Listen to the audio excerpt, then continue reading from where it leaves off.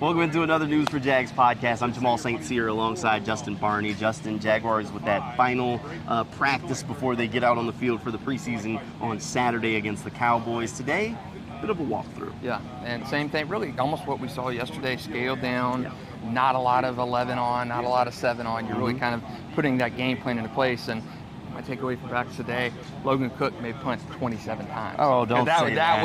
That was what Jacksonville worked on a lot today, was punt and special teams and stuff. So not going to see a lot from the starters. We know that, 1 or 2 series.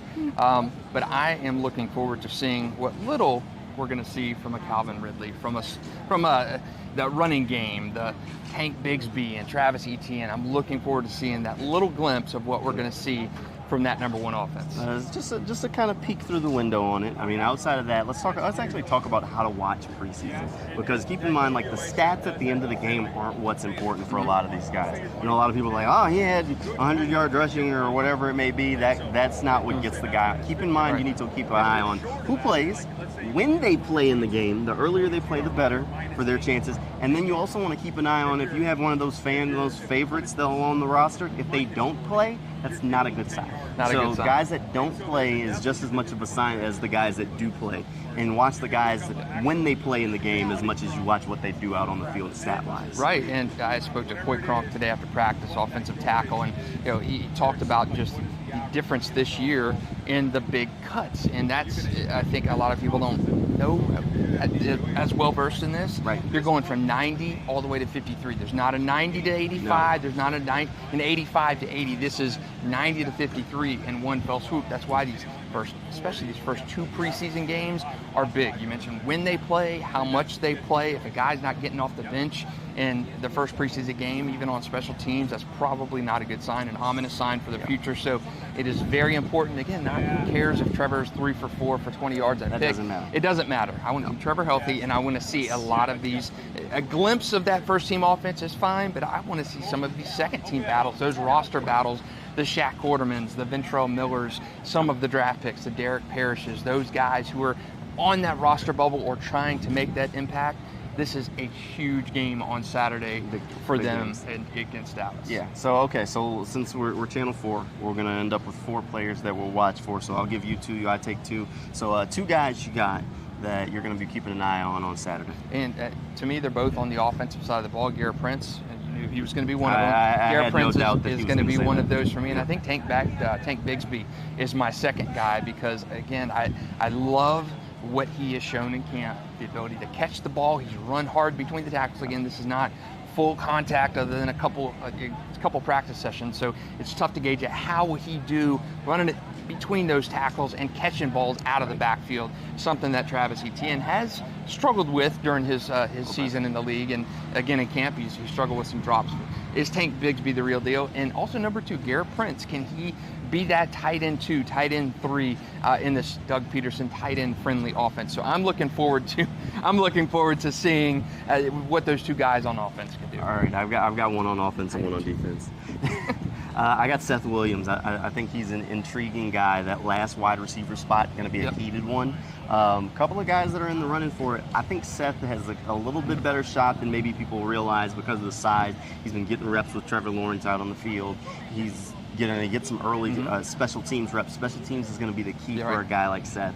So I think he does have a shot. He's made some impressive catches out here at times during camp, so I'm going to keep an eye on him.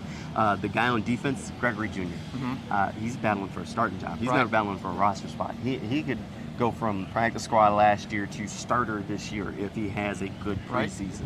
So he has to go out there and show that he can cover other teams' receivers. So he's the other guy that I really want to see out on the field, and I want to see him do it on an NFL field at a caliber that can kind of at least keep that competition stretching and not take him out of that window for possibly earning that starting job. And those position battles, again, there's not a lot of starting positions up for grabs.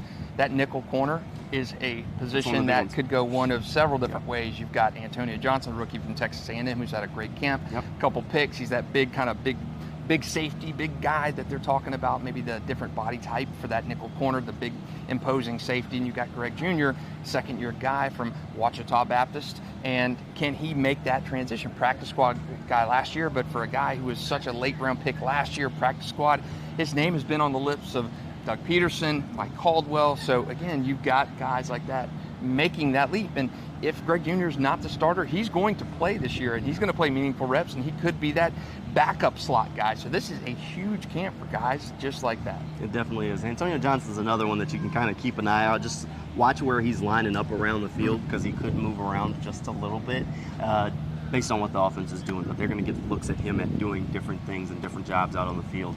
But it'll be an interesting game.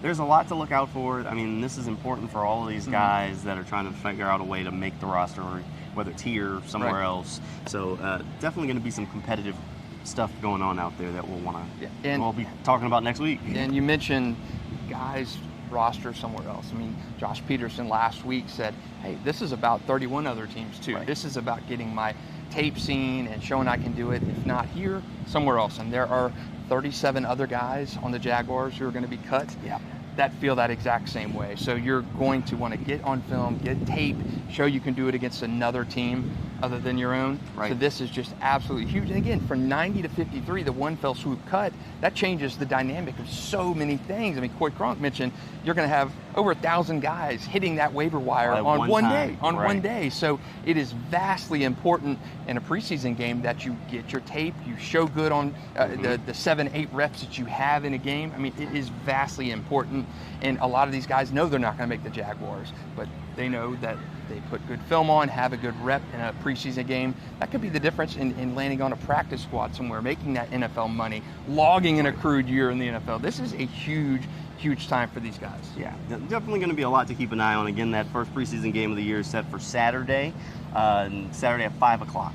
5 o'clock. So we'll keep an eye out on that. This is the last Jaguars practice before then. If you want more Jaguars coverage, you can always track it down over on News4JAGs.com. Don't forget, tomorrow, Friday night, we'll have Teal the Show, our kind of pregame Teal the Show. That's at 11:20 over on Channel 4. And hopefully we'll see you next time here in the News4JAGs podcast.